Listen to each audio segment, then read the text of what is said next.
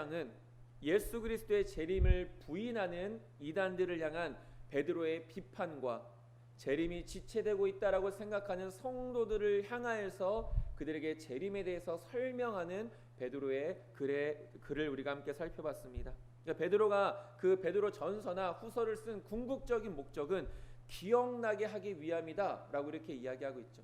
그러니까 하나님의 약속을 기억나게 하기 위함이다. 그 약속이라는 것은 구체적으로 무엇입니까? 예수님의 초림과 재림의 약속을 기억하게 하기 위해서 이 편지를 썼다라는 것이죠. 우리가 아무리 이 세상에서 믿음을 가지고 살아가도 이 세상, 이 죄악된 세상에서 살아가다 보면 때로는 우리가 상처받기도 하고, 때로는 넘어지기도 하고, 때로는 실패하기도 하고, 때로는 신앙을 포기하고 싶은 그런 경우들도 분명히 있습니다. 그러나 그런 어려운 상황들을 우리가 이겨내고, 그런 어려운 상황 속에서 우리가 다시금 새롭게 설 수 있는 길이 무엇입니까? 바로 말씀을 기억하는 것, 나에게 베풀어 주셨던 하나님의 은혜를 다시 한 번 더 되새기는 것, 그것이 바로 우리가 다시금 새 힘을 얻는 길이고 약속을 잃지 않는 길이고 끝까지 믿음의 길을 걸어갈 수 있는 길이다 라고 베드로는 분명히 말하고 있죠. 우리는 날마다 이 약속의 말씀들을 기억하고 지금까지 나에게 베풀어 주신 은혜들을 잊지 않을 수 있도록 힘써야 되는 것입니다. 예수님의 재림에 대한 약속이 사람의 눈으로 봤을 때는 더딘 것 같고 심지어는 이루어지지 않을 것처럼 느껴지지만 결국 이 모든 일들은 한 영혼이라도 더 구원하시기 위한 하나님의 은혜라는 사실을 우리는 믿음의 눈으로 바라볼 수 있어야 되는 것이죠. 하나님은 신실하신 분이시기에 하나님의 방법대로 그리고 하나님의 때에 그 약속을 반드시 이루신다라는 이 믿음의 확신을 가지고 우리는 살아갈 수 있어야 됩니다. 예수님의 재림은 반드시 임할 것인데, 그렇다면 그 임할 날, 다시 오실 그날을 준비하기 위해서 우리는 어떤 삶을 살아가야 하느냐? 바로 거룩함과 경건함이라고 베드로는 말하고 있죠. 날마다 거룩할 수 있도록, 날마다 경건의 삶을 살아갈 수 있도록 힘써야 되고, 그런 믿음의 모습으로 주님을 만나야 된다는 것입니다. 예수님도 분명히 말씀하시지 않습니까?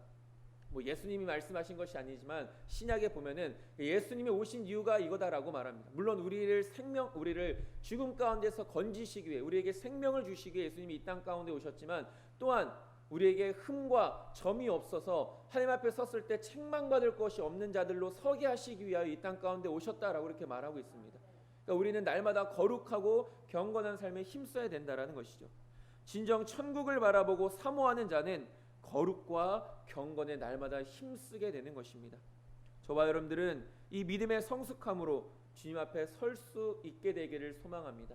잘했다 칭찬받는 자들이 될 수 있게 되기를 다시 한 번 더 주님의 이름으로 축원드립니다. 이것이 우리가 지난주에 베드로 후서를 마지막으로 정리하면서 함께 살펴봤던 말씀입니다. 이번 주부터는 우리가 요한 서신에 대해서 함께 살펴보고자 합니다. 서신이라는 것은 우리가 계속해서 살펴봤던 것처럼 편지입니다. 근데 요한 서신이라는 것은 우리가 오늘 본문에 1서라고 나와 있으면 그 다음에 2서, 3서까지 나와 있습니다. 그러니까 요한 1서, 2서, 3서 이 모든 것을 우리가 통틀어서 요한 서신이다 라고 이렇게 말하고 있죠. 뒤에서도 말씀을 살펴보겠지만 이 요한이 쓴 편지는 단순히 요한 1서, 2서, 3서뿐만이 아니라 요한 복음도 그리고 요한 계시록까지도 이 요한이 기록했던 것을 우리가 볼 수 있게 됩니다. 그렇다면 오늘 이 본문 말씀, 특별히 요한 1서, 2서, 3서를 쓴 그 분명한 목적이 무엇인가, 이유가 무엇인가 함께 살펴보고 그 안에 담겨져 있는 내용들을 우리가 또 깊이 한번 살펴볼 수 있게 되길 소망합니다. 첫 번째로 저자 사도 요한입니다. 이 편지를 누가 썼는가, 이것을 우리가 먼저 알아야 되는 것이죠. 요한 1서를 살펴보기 전에 요한 서신의 저자가 누구인지를 먼저 알아야 합니다. 많은 신학자들은 이 요한 서신의 저자가 사도 요한이다 라고 이렇게 이야기합니다. 요한 1서, 앞서 이야기했듯이 1서, 2서, 3서 그리고 요한 복음 그리고 마지막에는 계시록까지 바로 이 사도 요한이 기록했다라고 신학자들은 이야기를 하는 것이죠. 그렇다면 사도 요한은 누구인가에 대해서 이야기를 우리가 또 나눠봐야 됩니다. 성경에는 요한이란 이름이 여러 번 나옵니다. 세례 요한도 요한이고 사도 요한도 이렇게 다른 인물이죠. 사도 요한도 마찬가지고 여러 가지 여러 사람의 이름이 요한이로 나오는 것을 볼 수 있게 되는데 성경은 이 사도 요한을 예수님의 12제자 중 한 사람이다라고 이렇게 이야기합니다. 12명의 예수님의 제자 중 한 사람이다. 사도 요한은 세베대와 살로메의 아들, 그러니까 세베대가 아버지고 살로메가 어머니겠죠. 이 세베대와 살로메의 아들이며 이제 그의 형인 야고보가 있습니다. 이것이 성경에서 우리에게 알려주는 이 사도 요한의 이제 가족 관계인 것이죠. 그러니까 예수님께서도 제자를 부르실 때 뭐 베드로, 안드레, 야고보, 요한 이렇게 말하지 않습니까? 그 야고보와 요한이 바로 한 형제인 것입니다. 그리고 그의 아버지가 바로 세베대인 것이고, 마태복음 4장 21절에 이렇게 말합니다. 거기서 더 가시다가 다른 두 형제 곧 세베대의 아들 야고보와 그의 형제 요한이 그의 아버지 세베대와 함께 배에서 금을 깁는 것을 보시고 부르시니라고 말합니다. 야고보와 요한을 제자로 부르시는 예수님의 모습을 기록하고 있는 말씀이죠. 그물을 깁고 있었다라는 것은 이 요한의 본래 직업이 무엇이었다는 것을 우리에게 말해줍니까? 어부였다라는 사실을 우리에게 보여주고 있습니다. 어부였으면서도 세베대의 아들이었고 그의 형인 야고보, 그리고 두 사람은 같은 예수님의 12제자 중에 포함되어지는 것을 보게 되죠. 또한 이 사도 요한은 본래 세례 요한의 제자였던 것으로 이렇게 추측이 되어집니다. 세례 요한의 제자였다. 예수님의 제자가 되기 이전에 먼저 그는 세례 요한을 따르는 사람이었다라는 것이죠. 그렇기 때문에 요한이 기록한 이 요한복음에 보면은 예수 그리스도가 하나님의 아들이시며 우리 구주이심을 증거하는 데 있어서 다른 복음서에 비해 뭐 마태복음이나 마가복음이나 누가복음, 이 공관복음서와는 다르게 세례 요한의 증거를 아주 비중 있게 다루고 있는 것을 보게 됩니다. 이것을 통해서 이 사도 요한이 세례 요한의 제자였다. 그렇기 때문에 더 비중 있게 세례 요한의 그 복음을 다루었다라고 이렇게 생각을 하는 것이죠. 요한복음 1장 6절은 이렇게 말합니다. 하나님께로부터 보내심을 받은 사람이 있으니 그의 이름은 요한이라. 여기서 말하는 요한이 바로 세례 요한인 것이죠. 그러니까 여기서 사도 요한이 말하는 사람이 세례 요한인데, 이만큼 뭐 한 구절만 읽었지만 요한복음 1장이나 계속해서 보면은 그 세례 요한의 행적에 대해서, 그가 전한 복음에 대해서 아주 자세하게 이 사도 요한은 요한복음을 통해 기록합니다. 그러니까 사도 요한은 예수님의 수제자 베드로와 자신의 형인 야고보와 더불어서 예수님의 총애를 가장 많이 받던 제자 중 한 사람이었습니다. 우리가 베드로를 흔히 수제자라고 이렇게 말하지 않습니까? 그러나 그 수제자라고 불렸던 베드로만큼이나 그의 형인 야고보와 이 요한은 예수님께로부터 특별히 좀 더 많은 사랑을 받았던, 관심을 받았던 사람인 것을 보게 되죠. 마가복음 5장 37절에 보면은 베드로와 야고보의 형제 요한 외에 아무도 따라옴을 허락하지 아니하시고라고 말합니다. 뭐 겟세마네 동산에 기도하라고 하실 때도 3명의 제자를 데려가시는데 그 중에서도 3명의 제자가 베드로, 야고보, 요한, 이 세 사람이었다라는 것이죠. 그러니까 많은 제자들, 12명의 제자들과 함께 하셨지만 그 중에서도 특별히 베드로와 야고보와 요한을 예수님께서 조금 더 총애하셨다라고 이렇게 볼 수 있는 것이죠.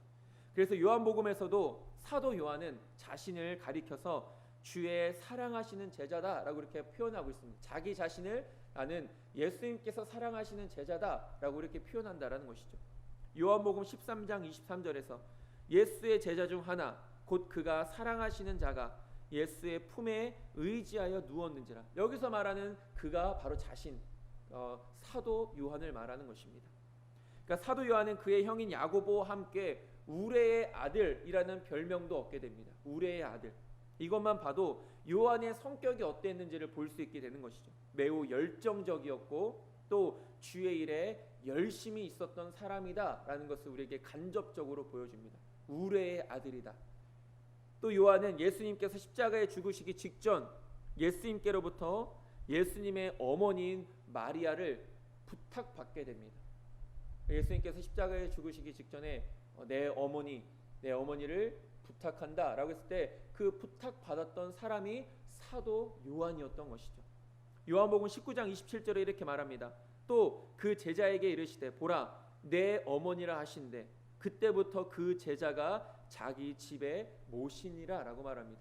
그 제자가 누구입니까? 사도 요한이고 그 말씀을 들은 순간부터 사도 요한은 예수님의 어머니인 마리아를 평생토록 모시게 됩니다.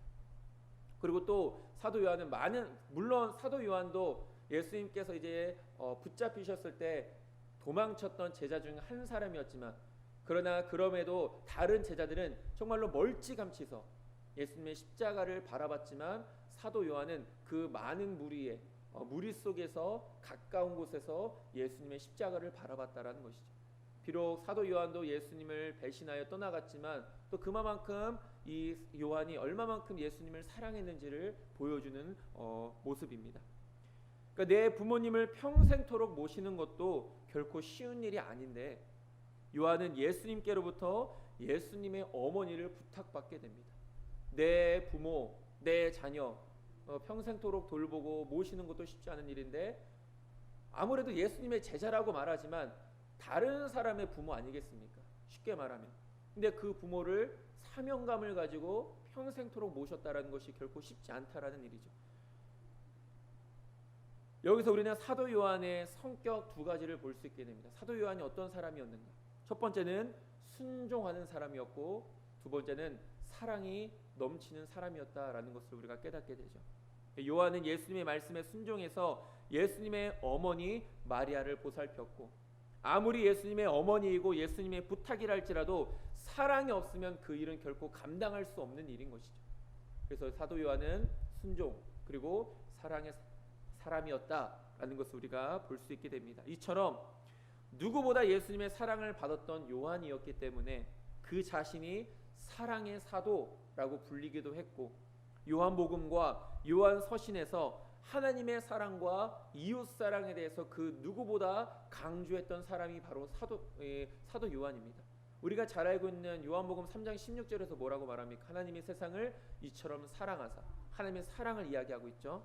또 뭐 다른 복음에서도 마찬가지지만 요한복음 13장 34절에서 새 계명을 너희에게 주노니 서로 사랑하라, 내가 너희를 사랑한 것 같이 너희도 서로 사랑하라 라고 해서 계속해서 무엇에 대해서 강조하고 있습니까? 하나님 사랑, 이웃 사랑에 대해서 이 사도 요한은 계속해서 강조하고 있는 것이죠. 그러니까 사도 요한의 또 다른 특징은 예수님의 다른 제자들, 사도들은 다 순교를 당했지만 요한만큼은 그렇지 않았다라는 것입니다. 물론 요한이 그런 어떤 박해와 핍박이 두려워서 도망다니고 피해 다녀서 어떻게든 목숨을 건졌다라는 것을 말하는 것이 아니라 사도 요한도 똑같이 박해와 핍박을 받았습니다.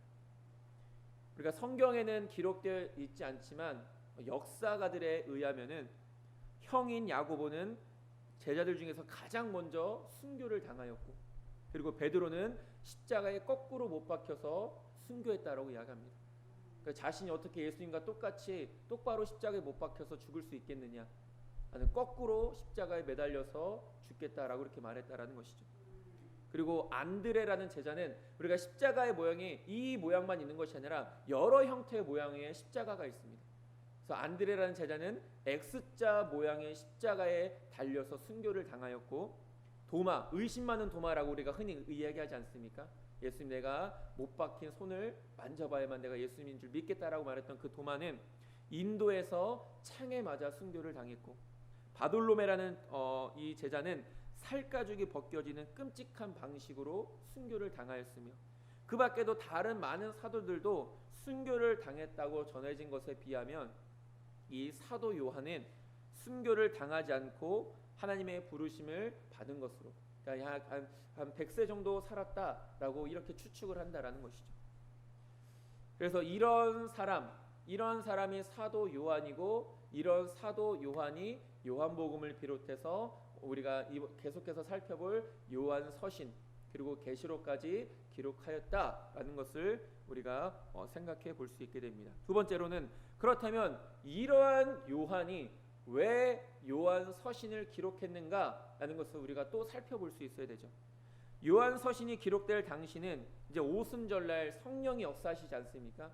그 성령이 역사하신 그 시간으로 이제 계속해서 이제 교회가 생겨나게 되죠. 성령가님으로 교회가 생겨나게 된 지 약 50년이 지난 시간이 50년이라는 시간이 지나게 됩니다. 그래서 초대교회가 내적으로나 외적으로 많은 어려움을 겪고 있었던 때, 우리가 베드로 전서나 후서에서도 계속 살펴봤던 것이 무엇입니까? 네로 황제에 의해서 교회와 그리스도인들이 핍박받고 박해받는 그런 상황이라고 우리가 말씀을 나누지 않았습니까? 그 이때 당시에도 외적으로는 그때 당시에 로마 황제였던 도미티아누스라는 사람에 의해서 또한 교회와 그리스도인들이 핍박을 받고 있었던 때였습니다. 이 도미티아누스라는 황제는 어떤 사람이었느냐? 열렬한 우상 숭배자였습니다. 이시스라는 신을 우상으로 섬겼던 사람인데 쉽게 말하면 태양신을 의미하죠. 열렬한 태양신 숭배자였고 또 심지어는 자신 스스로를 신이다라고 이렇게 칭하던 사람이었습니다. 우리가 잘 알고 있는 것처럼 주님이라는 고백은 어떤 의미가 담겨져 있습니까? 하나님은 나의 주인이십니다. 그리고 나는 하나님의 종입니다라는 이런 의미가 담겨져 있는 것이 주님이라는 고백 아니겠습니까? 그러나 이때 당시에 주라는 호칭은 오직 로마 황제만이 쓸 수 있는 호칭이었습니다. 다른 사람한테 이런 호칭을 붙일 수가 없었다는 것이죠. 로마 황제만 주라고 불려질 수 있었는데, 그렇기 때문에 예수 그리스도를 주로 고백하며 자신에게 복종하지 않는 그리스도인들에게 극심한 박해를 가했고, 그로 인해 사도 요한도 반모섬이라는 곳에서 1년이라는 시간 동안 유배 생활을 하게 됩니다. 그리고 그 반모섬에서 환상을 보고 기록한 것이 요한계시록인데, 어쨌든 이런 상황들, 우리가 주라고 하는 이 고백은 그 당시에는 목숨을 걸고 순교를 각오하고 고백했던 것임을 우리가 보게 됩니다. 황제에게만 쓸 수 있었던 그 주라는 호칭을 예수님께, 우리 하나님께 썼던 그 그리스도인들, 자신의 목숨을 걸고 순교를 각오하고 했던 그 고백들, 우리가 그 주라는 고백, 주님이라는 고백을 우리가 살아가면서 얼마나 자유롭고 쉽게 주님 앞에 고백할 수 있습니까? 그런 것만 봐도 우리가 하나님을 우리의 주시오, 예수님을 우리의 주님이라고 고백할 수 있다라는 것에 우리는 항상 감사하며 살아갈 수 있어야 됩니다. 이러한 극심한 박해로 말미암아 사도들의 헌신적인 노력과 성도들의 적극적인 전도 활동으로 인해 이제 교회와 믿음의 사람들이 날로 더해지는 이런 일들이 급속도로 빠르게 전파되지만, 이러한 박해와 핍박으로 인해 잠시 주춤하게 됩니다. 그리고 베드로전서나 후서에서도 살펴봤지만, 이러한 외적인 박해 외에도 더 심각한 것은 바로 교회 안에 있는 내적인 이단들의 공격이었다라는 것이죠. 베드로전서나 후서에서는 이단들이 주장하는 것이 무엇이었습니까? 예수님의 재림은 없다라는 것을 그들이 주장했지만, 이 요한 서신에서 보면은 그 영지주의라는 이단들이 주장했던 것은 무엇입니까? 예수님의 성육신은 없는 일이다라는 것을 계속 주장했다라는 것이죠. 당시 교회는 헬라 철학의 영향을 받아서 영과 육을 분리하는 이원론적 사상에 근거해서 예수 그리스도의 성육신을 부인하였습니다. 그러니까 성육신이라는 것이 무엇입니까? 예수님은 완전한 하나님이시면서 또한 완전한 인간이시다라는 것이 성육신 아니겠습니까? 하나님께서 육신의 몸을 입고 이 땅 가운데 오셨다. 그것이 바로 예수님이다라는 것이 성육신입니다. 그런데 영지주의들이 주장했던 그들의 주장은 영과 육은 하나가 될 수 없다. 그리고 신은 육체를 가질 수 없는 존재다. 그렇기 때문에 육체를 가진 하나님이시지만 육체를 가진 예수님은 진정한 예수님이 아니다. 이런 식으로 성도들을 미혹했다라는 것이죠. 성도들을 미혹하여서 경건한 삶을 파괴하는, 대표적으로 영지주의와 같은 이단들의 심각한 공격에 직면해 있었습니다. 이에 사도 요한은 이단 사상을 가르치는 거짓 교사들의 위협과 위험으로부터 성도들을 보호하고 그들에게 대항하며 성도들에게 그리스도에 대한 올바른 지식을 심겨주어서 교회를 굳건히 세워나가기 위해 이 요한 서신을 기록한 것입니다. 우리가 박해, 핍박 이런 것도 있지만 더 중요한 것은 성도가 바른 신앙 안에서 바른 믿음의 삶을 살아갈 수 있도록 그런 거짓 가르침을 대항하기 위해서 편지들을 썼다는 것이죠. 그러니까 그 당시에 거짓 교사들과 이단의 문제가 얼마나 심각했는지를 분명하게 보여주고 있습니다. 바울이 쓴 많은 편지에도 마찬가지고, 베드로가 썼던 편지에도 마찬가지고, 요한이 썼던 편지에도 마찬가지로 계속해서 등장하는 것들이 무엇입니까? 이단들의 문제에 대해서 계속해서 등장하는 것을 보게 되죠. 이러한 목적을 가지고 기록한 이 요한 서신은 사랑의 서신이다라고 이렇게 불릴 정도로 하나님과의 참된 교제 속에서의 사랑의 실천을 강조하고 있습니다. 그러니까 사랑을 실천을 강조하되 중요한 것은 무엇입니까? 하나님 안에서 이루어지는 일들이어야 된다는 것이죠. 하나님 안에서 우리가 뒤에서도 살펴보겠지만 하나님과의 영적 교제가 바르게 이어나가질 때 우리는 세상 속에서 참된 사랑을 실천하며 살아갈 수 있는 것이죠. 하나님과의 영적인 교제가 바르지 않으면 성도와의 관계도 마찬가지일 뿐더러 세상과의 관계도 온전히 이루어질 수 없는 것이죠. 여기서 중요한 것은 사랑을 하되 하나님 안에서라는 것입니다. 우리는 하나님과의 올바른 영적 교제를 통해서만이 진정한 아가페의 사랑을 실천할 수 있는 것이죠. 그리고 또한 이 요한서신의 특징 하나는 우리가 바울이나 베드로가 쓴 편지 특징을 살펴봤을 때 그들이 썼던 편지는 가장 먼저 무엇입니까? 첫 번째, 항상 자신을 소개하고 자신이 누구인지, 그리고 이 편지를 받는 사람들이 누구인지 항상 문안 인사로 시작해서 마지막 말로 맺혀지는 것을 보게 됩니다. 바울 서신이든 베드로 서신이든. 그러나 요한 서신은 그렇지 않았죠. 오늘 우리가 본문 말씀을 보면 어떤 인사가 나옵니까? 나는 누구누구, 나는 하나님의 사도이고 예수님의 제자이며, 이런 자기소개 하나도 안 나오고 이 편지를 받는 사람들이 누구인지에 대해서도 나오지 않습니다. 바로 본론으로 들어가지 않습니까? 태초에 있는 생명이라는 말씀, 이렇게 하면서 바로 본론으로 들어가는데, 그래서 이 요한 서신의 특징은 일반적인 편지의 특징보다는 논문 형식의 특징을 가지고 있다라고 이렇게 신학자들은 이야기합니다. 그래서 그런 것들까지도 우리가 염두에 보고 이 말씀을 읽어볼 수 있어야 되죠. 그러니까 세 번째로, 이런 목적을 가지고 썼는데 그렇다면 어떤 내용이 담겨져 있는가, 이것을 우리가 살펴봐야 됩니다. 생명이라는 말씀이라고 나와 있는데, 앞서 언급했듯이 당시 이단들은 헬라 철학의 영향으로 신은 육체를 가질 수 없다라는 논리를 주장하여서 예수님의 성육신을 부인하였습니다. 특히 영지주의는 육체는 부정한 것이기 때문에 예수님이 진정 거룩하신 하나님이시라면 결코 육신의 몸을 입고 오지 않으셨을 것이다라고 말하는 것이죠. 그렇다면 예수님의 많은 제자들, 또 많은 사람들이 봤던 그 예수님 뭐냐, 사람의 모습으로 나타나신 그 예수님은 누구이냐라고 이렇게 반문할 수 있습니다. 그럴 때 영지주의자들이 주장하는 것은 무엇입니까? 그것은 진짜 사람이 아니라 환상 가운데 나타난 모습이다라고 이렇게 이야기하죠. 실제 사람의 모습이 아니라는 것입니다. 환상으로 보여진 예수님입니다. 왜? 신은 육체를 가질 수 없기 때문에. 오늘날에도 소위 자유주의 신학이라는 한 분야가 있습니다. 신학 중에서도 한 분야가 자유주의 신학이 있는데, 이 자유주의 신학은 여전히 예수님의 신성을 부인하죠. 그러니까 예수님의 신성, 인성이라고 말하는 것은, 여기서 예수님의 신성은 예수님은 하나님이시다라는 것을 말하는 것이고, 예수님의 인성은 예수님은 인간이시다라는 것을 말하는 것입니다.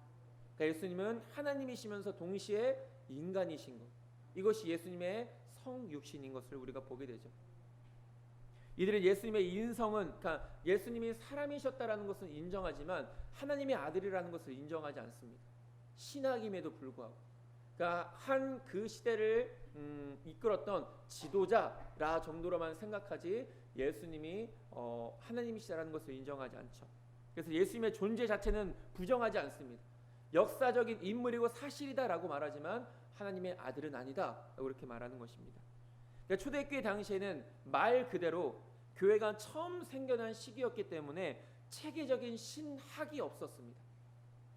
우리가 이런 신앙을 가지는 것도 체계적이고 바른 신학이 있기 때문에 우리가 바른 믿음의 삶을 살아갈 수 있는 것이죠. 그런데 초대교회 때는 체계적인 신학이 없었기 때문에 많은 사람들이 이렇게 헷갈려 했습니다.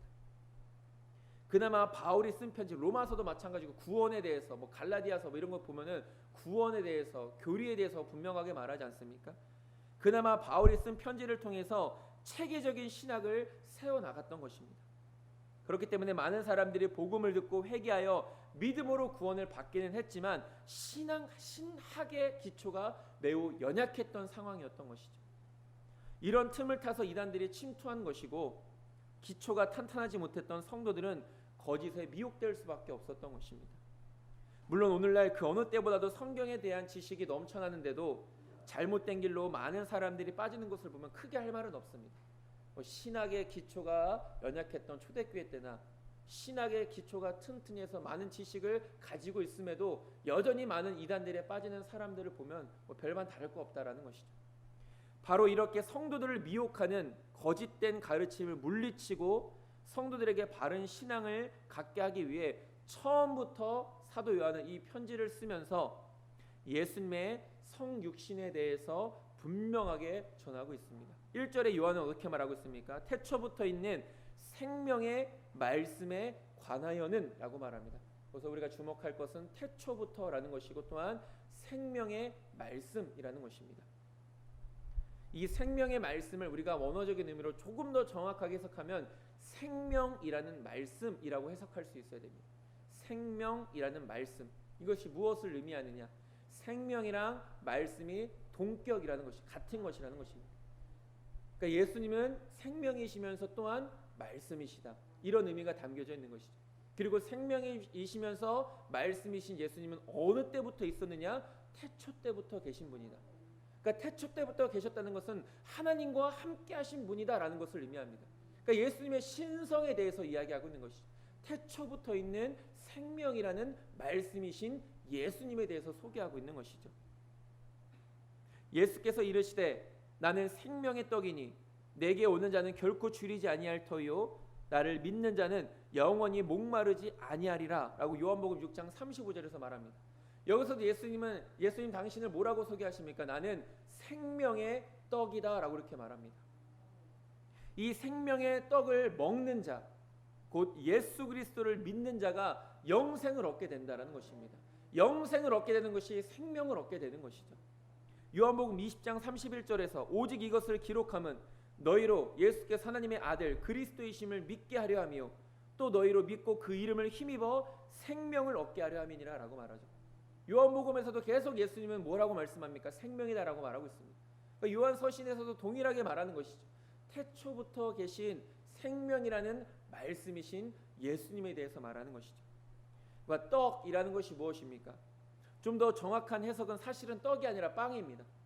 왜냐하면 유대인들의 주식은 우리 한국 사람들처럼 뭐 쌀이나 떡이 아니라 밀이나 보리와 같은 빵이었기 때문이죠. 그래서 본래 좀 더 정확한 해석은 생명의 빵이라고 이렇게 해석할 수 있어야 됩니다. 어찌되었든 그러니까 빵은 육체를 움직이게 하는 연료와도 같습니다. 그러니까 우리가 음식을 섭취해야만 우리의 몸을 움직일 수 있다라는 것이죠.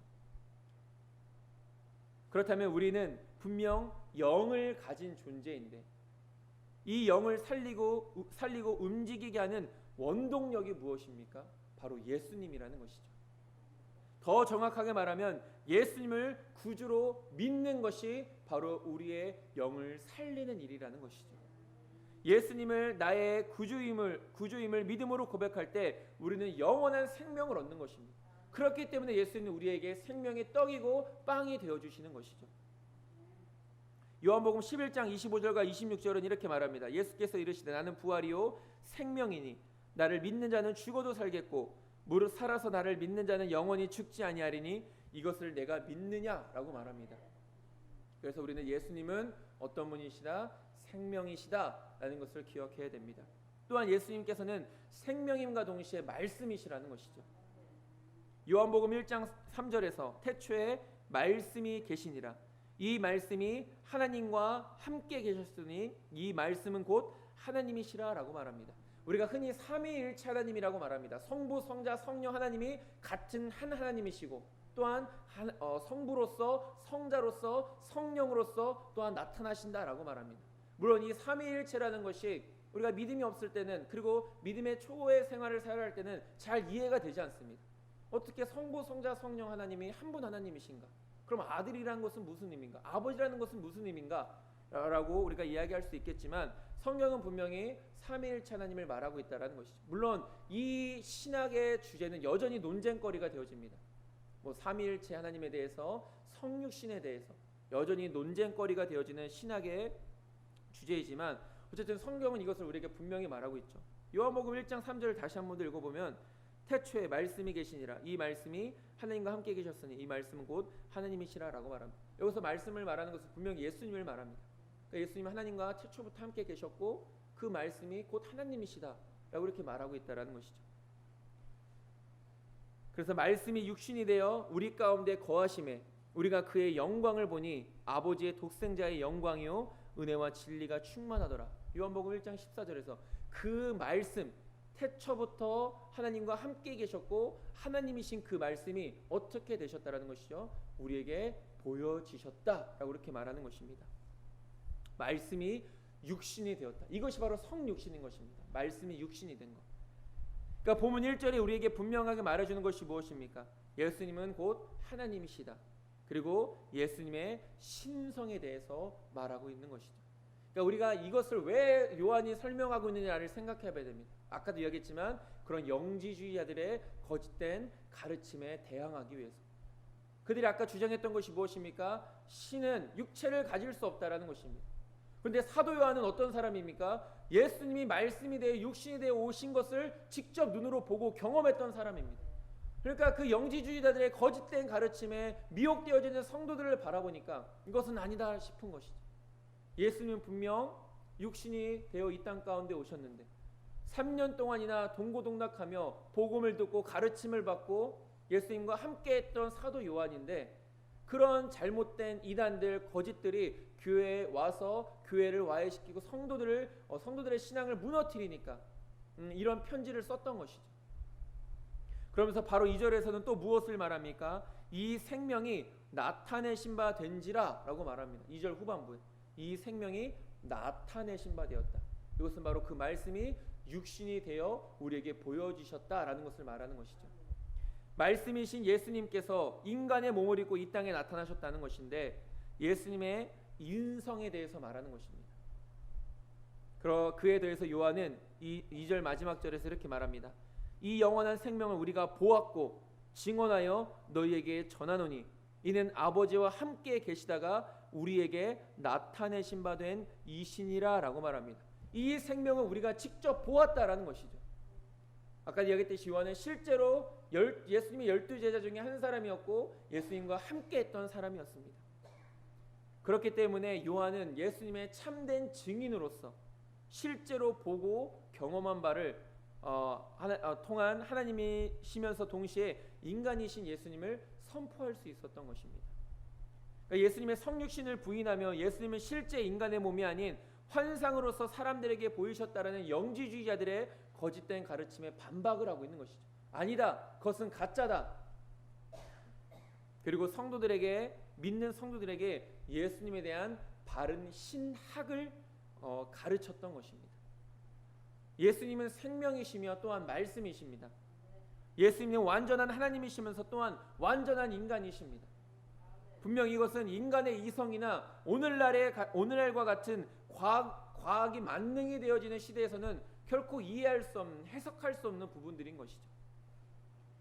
오늘날에도 여전히 많은 신학적인 논쟁의 주제가 되기도 합니다. 그러나 이것만큼 우리가 분명하게 알아야 합니다. 하나님의 능력은 우리가 결코 측량할 수 없다라는 것을, 우리가 보는 것만이 진실이다라고 말하는 것이 다가 아니라는 것을 우리는 우리의 한계를 깨달을 수 있어야 된다라는 것이죠. 그리고 믿음이라는 것이 무엇입니까? 결국은 보이지 않는 것, 그것을 믿는 것이 믿음 아니겠습니까?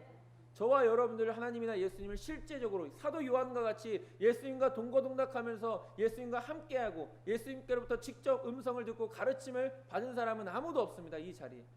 그런데 우리는 왜 이 자리에 모였습니까? 믿기 때문 아니겠습니까?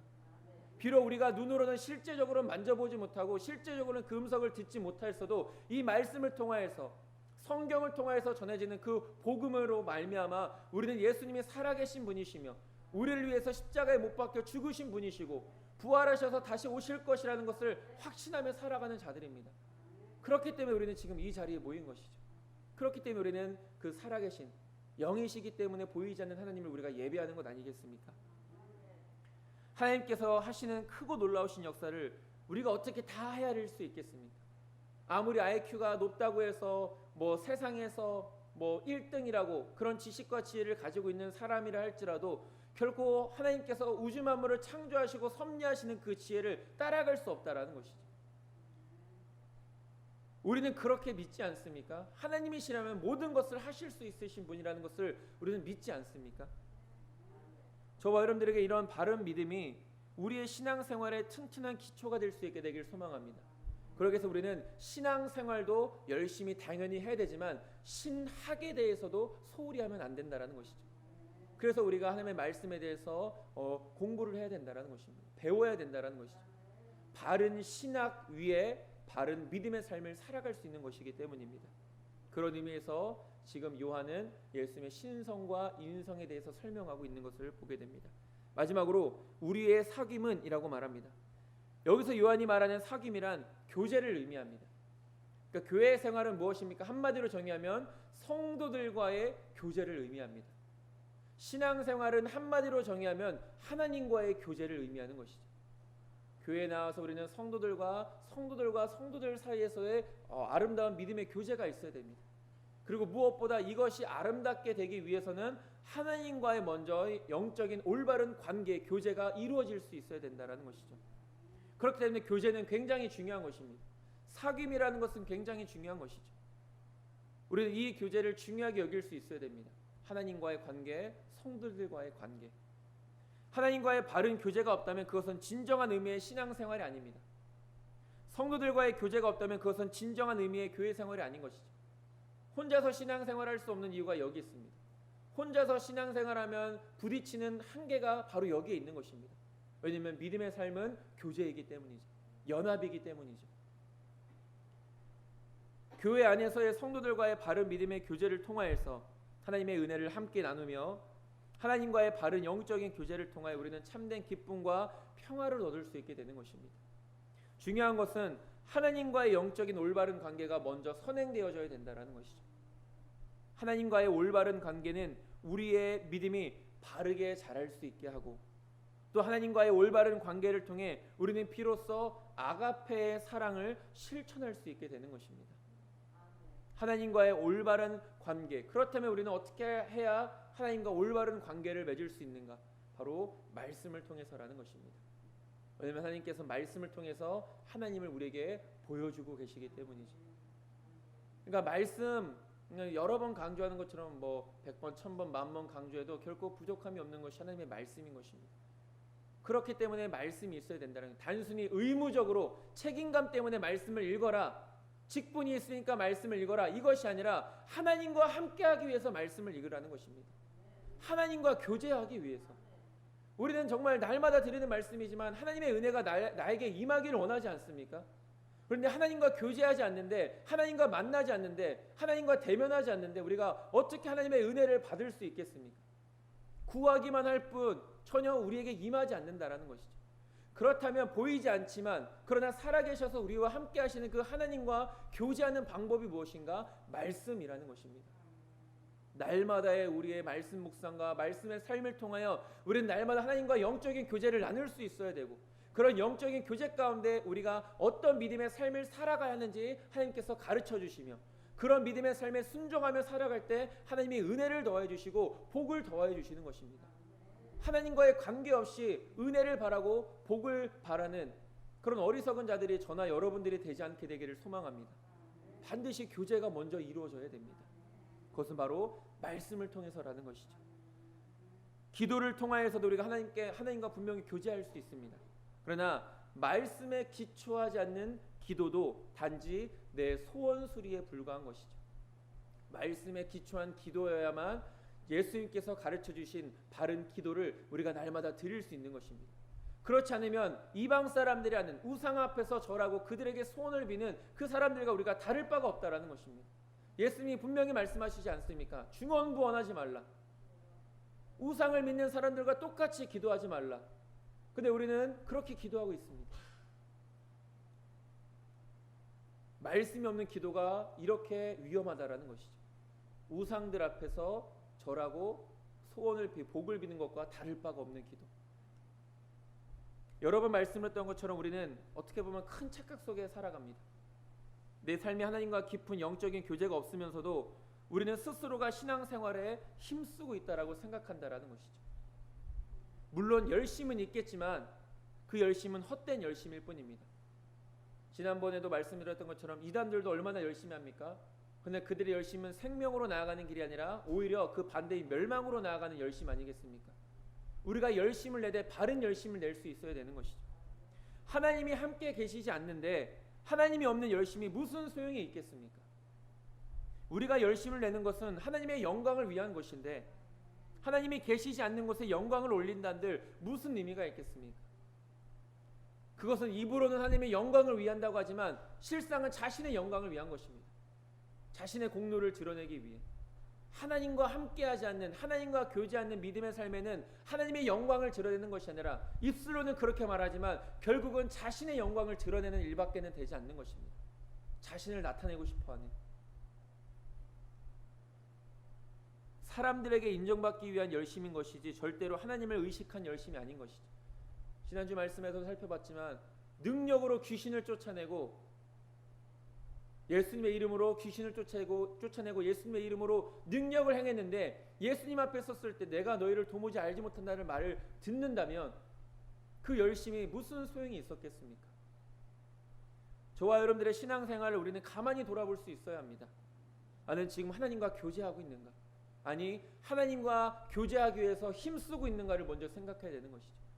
나는 아무런 노력도 하지 않고 아무런 힘도 쓰지 않는데 그저 하나님이 뚝딱 나타나셔서 나에게 은혜를 베풀어 주시길 원하고, 나는 하나님의 말씀대로 힘써 살아가지 않고 그런 죄의 유혹이 찾아올 때마다 이겨내려고 힘쓰지 않는데 그냥 하나님의 은혜가 저절로 뚝딱 나에게 임하기를 원한다는 것, 그것이 저나 여러분들의 하나님 앞에 은혜를 구하고 복을 바라는 모습은 아닌가를 돌아봐야 된다는 것이죠.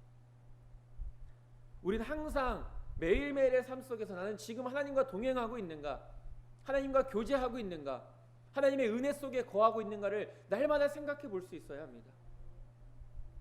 그러기 위해서 나는 지금 하나님의 말씀을 붙잡고 있는가, 묵상하고 있는가, 읽고 있는가, 힘써 순종하고 있는가를 늘 점검해 봐야 된다는 것이죠.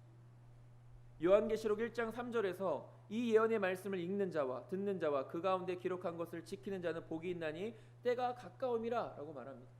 읽는 자, 듣는 자, 그 기록된 대로 지켜 행하는 자가 복 있는 사람이라고 말하는데 읽지도 않고 듣지도 않고 그렇기 때문에 무엇보다도 행하지 않는 가운데 우리가 어떻게 하나님의 은혜나 복을 누릴 수 있겠습니까? 요한이 보고 들은 바를 전한다는 것은 복음, 곧 말씀 아니겠습니까? 우리는 말씀 안에서 하나님과의 교제, 성도들과의 교제를 온전히 이루어 나갈 수 있습니다. 우리는 하나님의 말씀 안에서만이 참된 기쁨과 평화를 얻을 수 있다는 이 진리를 날마다 굳게 붙잡고 살아갈 수 있어야 되는 것이죠. 간절히 바라는 것, 저와 여러분들의 삶에는 날마다 이런 믿음의 모습이 있게 되길 소망합니다. 말씀에 대한 갈급함, 사모함, 간절함, 붙잡음, 그리고 그 안에서 누리는 하나님과의 교제, 평화, 기쁨, 은혜, 이런 것들이 날마다 저와 여러분들 삶 속에 가득 넘쳐날 수 있게 되기를 간절히 소망합니다. 말씀을 정리하겠습니다. 사도 요한은 예수님의 제자 중 한 사람이었고 요한복음을 비롯한 요한서신과 계시록을 기록한 저자입니다. 예수님의 성육신을 부인했던 당시 이단들의 공격으로부터 교회와 성도들을 지키고 믿음의 성도들을 바른 길로 인도하기 위해 이 편지를 기록한 것입니다. 예수님은 생명이시며 말씀이십니다. 이것을 믿는 자가 영생을 얻는 것입니다. 우리는 말씀 안에서 하나님과 믿음의 성도들끼리 바른 영적인 교제를 이루어 나갈 수 있어야 합니다. 저와 여러분들의 삶은 언제나 그리고 항상 하나님의 말씀이 있기를 소망합니다. 이번 한 주도 그 말씀 속에서 승리하는, 그래서 하나님 앞에 영광 올려드리고 하나님께로부터 약속된 은혜와 복을 온전히 누릴 수 있는 저와 여러분들 모두가 될 수 있게 되기를 주님의 이름으로 축원드립니다.